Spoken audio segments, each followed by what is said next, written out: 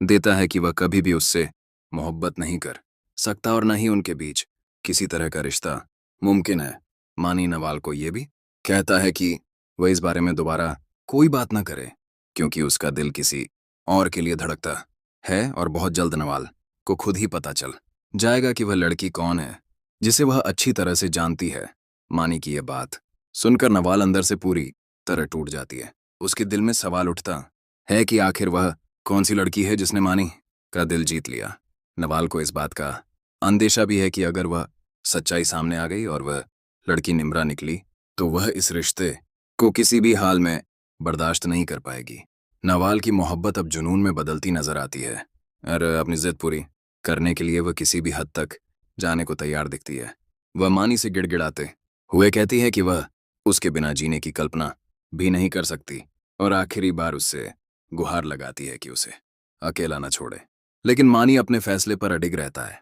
वह नवाल को समझाता है कि यह उसकी पूरी जिंदगी का सवाल है। वे अच्छे दोस्त तो हो सकते हैं, मगर उससे ज्यादा कुछ नहीं। उसने कभी नवाल को उस नज़र से नहीं देखा और न ही कभी देख पाएगा। नवाल दर्द भरे लहजे में पूछती है कि आखिर उसमें क्या कमी है और वह किस बात की सजा भुगत रही है। लेकिन मानी एक बार फिर साफ कर देता है कि उनके बीच कभी कोई ताल्लुक नहीं हो सकता। इधर कहानी एक और तनावपूर्ण मोड़ लेती है जब दादी बेजात से शिकायत करती हैं कि वह मानी को समझाते क्यों नहीं। दादी का मानना है कि नवाल एक अच्छी लड़की है और मानी को उसी से शादी कर लेनी चाहिए, क्योंकि वह उससे बेइंतहा मोहब्बत करती है। बेजात बीते हुए जख्मों को याद करते हुए कहता है कि जो कुछ उसके साथ हुआ वह नहीं चाहता कि उसका बेटा भी वही सब झेले। वह साफ कह देता है कि मानी की जिंदगी में वही होगा जो मानी खुद चाहता है, क्योंकि वह कभी भी नवाल से शादी नहीं करना चाहता। दादी फिर भी हार मानने को तैयार नहीं होती। वह बार बार सवाल करती हैं कि नवाल में आखिर किस बात की कमी है और मानी ऐसा क्यों कर रहा है।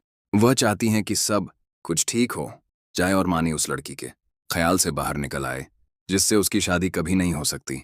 बेजात भी इस दबाव और हालात के बीच बुरी तरह परेशान नजर आता है और चाहता है कि मानी की शादी उसकी मर्जी से हो जाए ताकि उसका भविष्य सुरक्षित रह सके।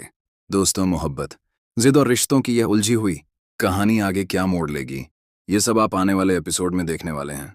अगर आप जानना चाहते हैं कि मानी का फैसला किसे तोड़ेगा और किसे जोड़ देगा, तो चैनल को सब्सक्राइब करना ना भूलें।